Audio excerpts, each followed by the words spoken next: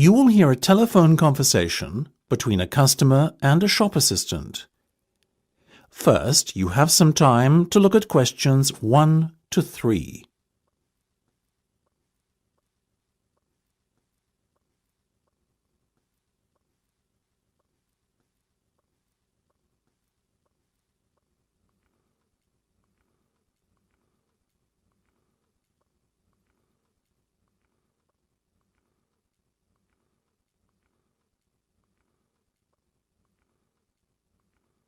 You should answer the questions as you listen, because you will not hear the recording a second time.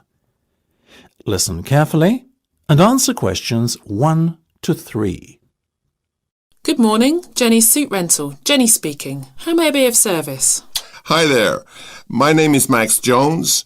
That's Jones, and I'm looking to rent a suit out for a special occasion. Certainly, Max. We charge a set fee for our services. You can either choose from our designer range and pay £50 to rent your suit out, or choose from our standard range at a cost of £25. So, what will it be? Oh, the first option, please, Jenny. £25, did you say? Unfortunately not. The designer range is twice that price. Oh, in that case, I'll take the second option. Standard, was that it? That's right. Now, before we go any further, may I ask how you intend to pay? Do you accept checks? Yes, but only in exceptional circumstances. We prefer cash or credit card. Well, as I haven't got one, does this count as those circumstances? Yes, that'll be fine. Make it payable to Jenny's Suit Rental. Will do. Before listening to the rest of the conversation, you have some time to look at questions 4 to 10.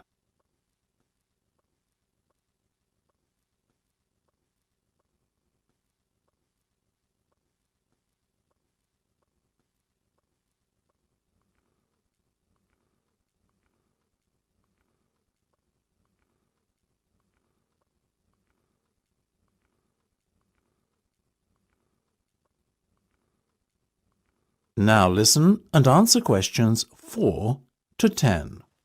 Now, Max, can I take your measurements, please, and a few details about what sort of suit you have in mind? Certainly. Let's start with the trousers then, shall we? What is your waist size and leg length? I used to be 32 waist, you know, but these days it's more like 36. Too many cream pies. I've been there. And about the leg, 34? I wish. I'm afraid I'm somewhat lacking in the height department. Not even a 32. 30, I'm afraid. Never mind. As for the colour, could you do a dark grey suit? In fact, we have a very smart one of those in just your size. You're in luck. Now, what about shoes? Same colour? No, I think I prefer something darker. OK, let's go with traditional black then, shall we? What about size? I'm a size 45. By my calculations, that's 10 in our sizes. And style? What have you got? We do suede, nubuck and traditional leather. Definitely the last one. Very well. And will you be wanting a necktie? Do you do bow ties? Of course. I'll put one of those down in your order. Dark grey, I presume? Perfect. To match the suit. I think I fancy a light blue shirt, by the way. Might I recommend a green? Green would go very well with the suit you are renting. Light or dark? I'd say dark. Dark it is then. My neck size is 17 and a half. Hard to believe that a little over a year ago I could fit into a 15, isn't it? Those cream pies again, right? You got it. Now, what about your suit jacket? Same colour as the trousers, obviously, but what size? Medium should be fine. You sure? Yeah. And have you got any of those 3-button ones? I'm afraid not. The 1 and 2 button suit jackets are far more popular at the moment. In fact, the 1 button is all the rage. Let's have that one then. No problem. Now. That is the end of part 1.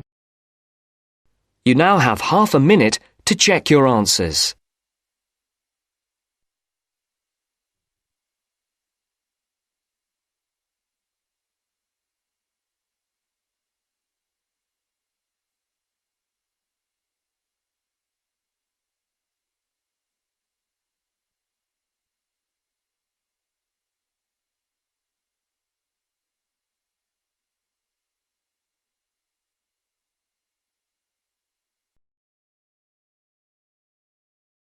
Now turns to Part 2. Part 2. You will hear part of an interview between Dr. Hilsden, a member of staff on a fashion design course, and a student, Julia, who is applying to do the course. First, look at questions 11 to 13.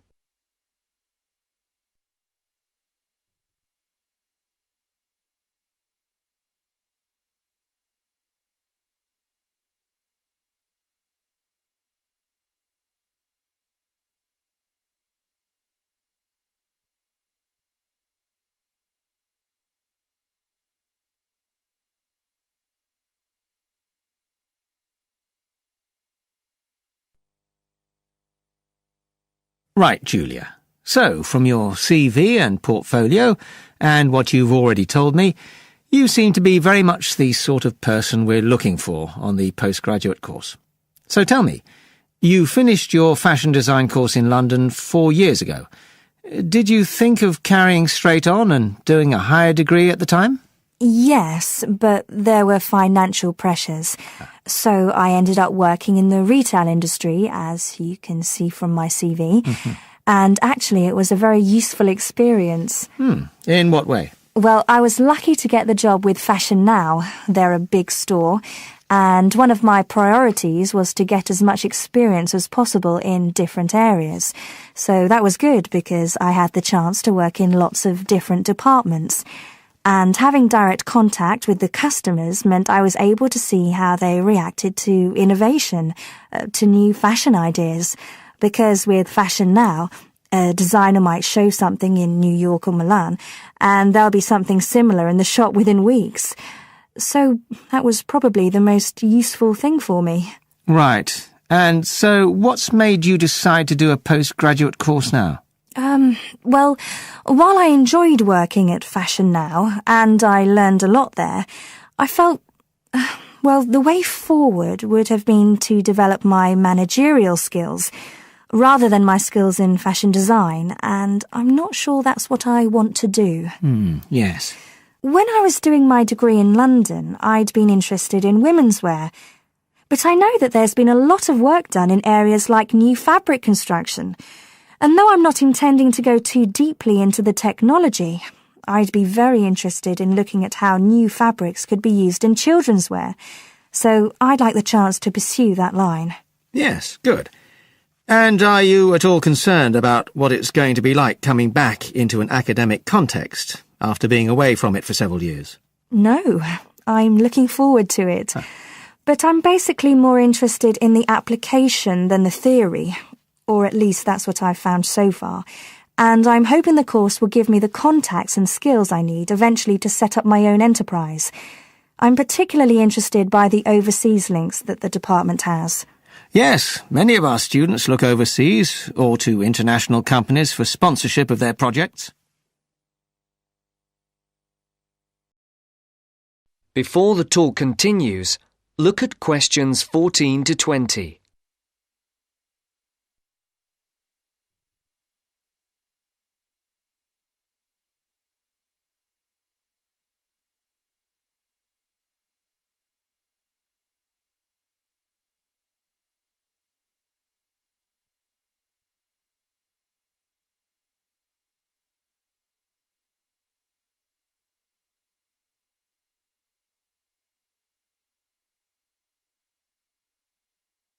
As you listen to the second part of the talk, answer the questions. And the facilities here look excellent. I just went to look at the library. It's really impressive. There's so much room compared with the one at my old university. Yes, most students find it's a good place to study. And there are link-ups to other universities, of course, and all the usual electronic sources. The staff run an information skills programme, which we recommend all postgraduates do in the first week or two. Design students find these special collections particularly useful. Yes. Then we have a separate computer centre, which has its own academic coordinator, Tim Spender. He's got a background in art design, and the ethos of the centre is that it's a studio for innovation and creativity, rather than a computer laboratory. Oh, right. I liked the study spaces where students can sit and discuss work together. Very useful for joint projects. We always had to do that sort of thing in the cafeteria when I was an undergraduate. And I read in the brochure that there's a separate resource for photography. Yes, it's called Photomedia. It's not just for photography, but things like digital imaging and new media. It's a resource for all our students, not just fashion design. And we encourage students to work there, producing work that crosses disciplinary boundaries. It's well used. In fact, it's doubled in size since it was set up 3 years ago. And we also have an offshoot from that, which is called time-based media. This is for students who want to develop their ideas in the area of the moving image or sound. That's in a new building that was specially built for it just last year.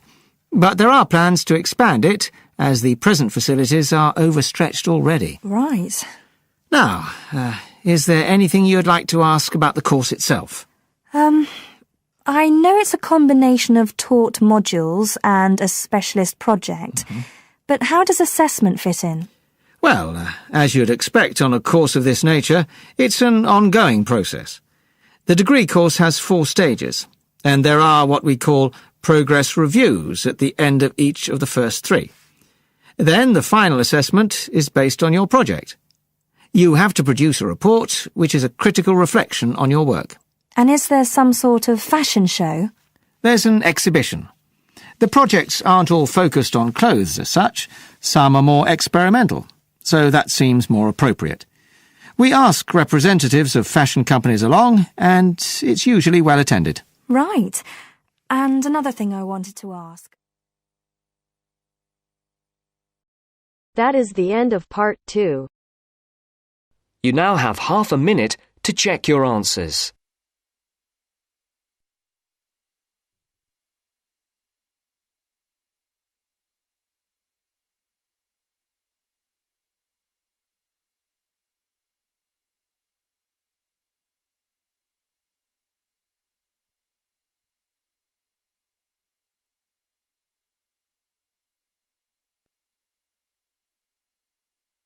Now turns to part 3. Part 3. Richard Murray, a zoologist and popular TV personality, has been giving a talk on endangered species of wildlife to members of the Young Conservationists Association in a small town in the south of England. Listen to the extract from the discussion he had with 2 of the young people after his talk. First, you have some time to look at questions 21 to 25.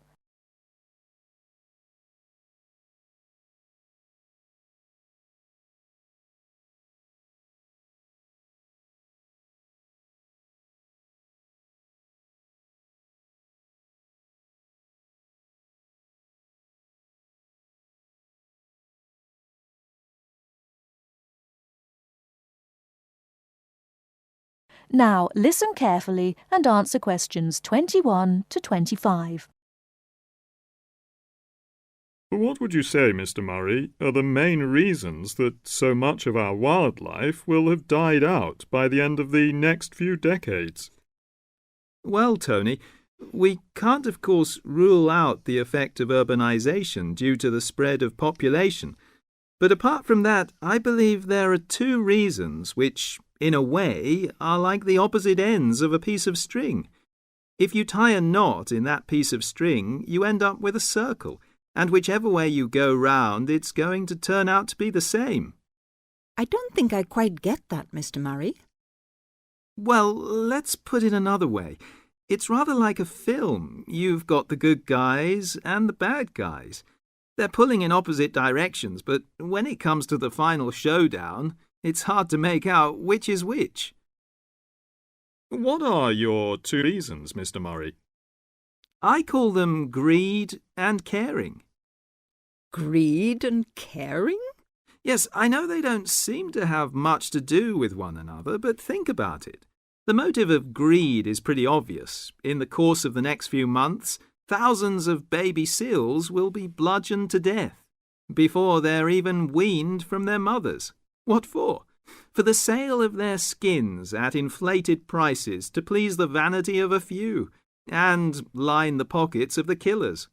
Crocodiles will be slaughtered to provide shoes and handbags for the rich. Gorillas, tigers, leopards and rhinos will be hunted for senseless sport or poached in defiance of regulations. Their skins, their horns, and their magnificent heads will be used as trophies to decorate someone's living room floor or walls. That's terrible. Yes, but it's not all. The whale, probably the most impressive and certainly one of the most intelligent sea mammals in creation, will be cruelly hunted and harpooned to make more money for the profiteers. The dolphin, the sailor's friend, will be indiscriminately battered to death at so much a head on the grounds that it is taking away the livelihood of a few fishermen by consuming the fish in its natural habitat. But surely, Mr. Murray, we do have to keep warm. We need whale oil and ambergris. Fishermen have to make a living. Part of what you say is true, of course, Tony, but we shall have to enforce far stricter controls if future generations are not to find themselves in a world devoid of wildlife as we know it. Well, I see what you mean about fur coats and crocodile handbags, Mr. Murray, but I don't understand what you mean by caring. That can't be bad, surely. I mean, I thought we were supposed to be living in a caring society. Well, so we do, in a way. The trouble is, there are so many well-intentioned people who start out with the best possible motives of trying to protect or immunize us from this, that, or the other in the most effective way at the quickest possible rate. But in their enthusiasm, they lose sight of the long-term consequences. It's only very gradually that the danger to other forms of life, including humans, comes out. Not to say leaks out, and by that time it'll probably be too late to do much about it. Take insecticides, for instance. But Before you hear the rest of the talk, you have some time to look at questions 26 to 30.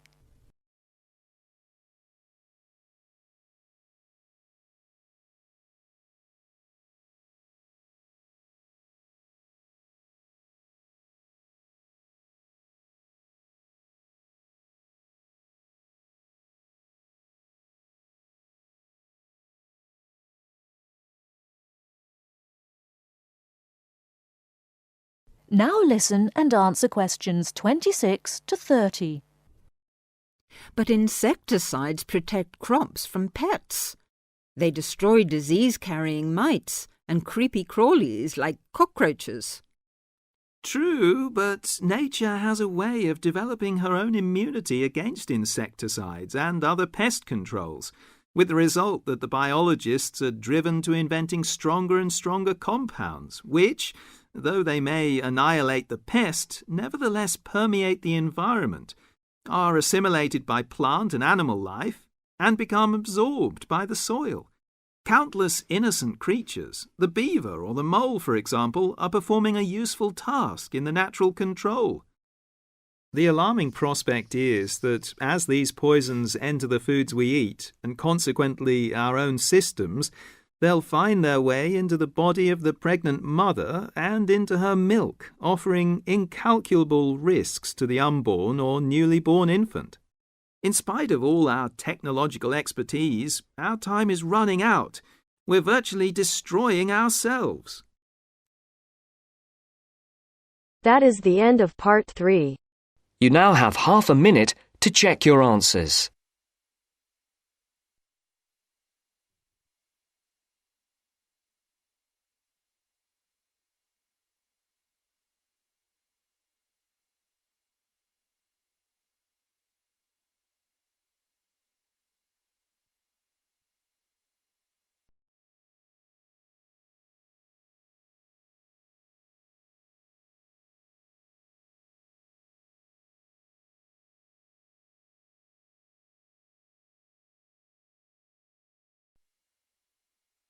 Now turns to part 4. Part 4. You will hear a part of a lecture about learning and bilingualism. First, you have some time to look at questions 31 to 40 on pages 44 and 45.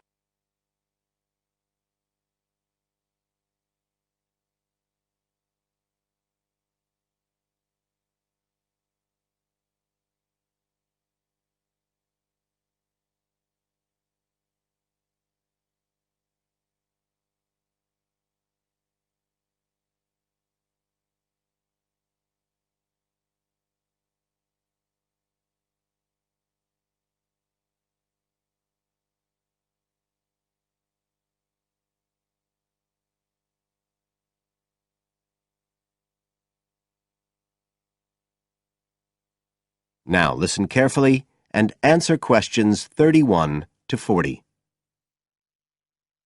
When we look at theories of education and learning, we see a constant shifting of views as established theories are questioned and refined or even replaced, and we can see this very clearly in the way that attitudes towards bilingualism have changed. Let's start with a definition of bilingualism. And for our purposes today, we can say it's the ability to communicate with the same degree of proficiency in at least two languages. Now, in practical terms, this might seem like a good thing, something we'd all like to be able to do. However, early research done with children in the USA in fact suggested that being bilingual interfered in some way with learning and with the development of their mental processes. And so in those days, bilingualism was regarded as something to be avoided, and parents were encouraged to bring their children up as monolingual, just speaking one language. But this research, which took place in the early part of the 20th century, is now regarded as unsound for various reasons, mainly because it didn't take into account other factors such as the children's social and economic backgrounds. Now, in our last lecture, we were looking at some of the research that's been done into the way children learn, into their cognitive development, and in fact we believe now that the relationship between bilingualism and cognitive development is actually a positive one. It turns out that cognitive skills such as problem solving, which don't seem at first glance to have anything to do with how many languages you speak, are better among bilingual children than monolingual ones.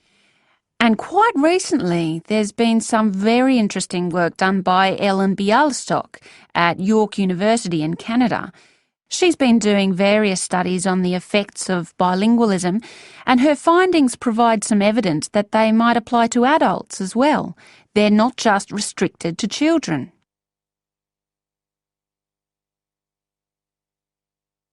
So how do you go about investigating something like this? Well, Dr. Bialystok used groups of monolingual and bilingual subjects aged from 30 right up to 88. For one experiment, she used a computer program which displayed either a red or a blue square on the screen. The coloured square could come up on either the left-hand or the right-hand side of the screen. If the square was blue, the subject had to press the left Shift key on the keyboard, and if the square was red, they had to press the right Shift key. So they didn't have to react at all to the actual position of the square on the screen, just to the colour they saw. And she measured the subject's reaction times by recording how long it took them to press the Shift key and how often they got it right. What she was particularly interested in was whether it took the subject longer to react when a square lit up on one side of the screen, say the left, and the subject had to press the Shift key on the right-hand side. She'd expected that it would take more processing time than if a square lit up on the left and the candidates had to press a left key. This was because of a phenomenon known as the Simon effect, where basically the brain gets a bit confused because of conflicting demands being made on it. In this case, seeing something on the right and having to react on the left. And this causes a person's reaction times to slow down. The results of the experiment showed that the bilingual subjects responded more quickly than the monolingual ones. That was true both when the squares were on the correct side of the screen, so to speak, and even more so when they were not. So bilingual people were better able to deal with the Simon effect than the monolingual ones. So what's the explanation for this? Well, the result of the experiment suggests that bilingual people are better at ignoring information which is irrelevant to the task in hand and just concentrating on what's important. One suggestion given by Dr. Bialystok was that it might be because someone who speaks two languages can suppress the activity of parts of the brain when it isn't needed. In particular, the part that processes whichever language isn't being used at that particular time. Well, she then went on to investigate that with a second experiment. But again, the bilingual group performed better. And what was particularly interesting, and this is, I think, why the experiments have received so much publicity, is that in all cases, the performance gap between monolinguals and bilinguals actually increased with age, which suggests that bilingualism protects the mind against decline. So, in some way, the lifelong experience of managing two languages may prevent some of the negative effects of ageing. So that's a very different story from the early research. So what are the implications of this for education? That is the end of part 4. You now have half a minute to check your answers.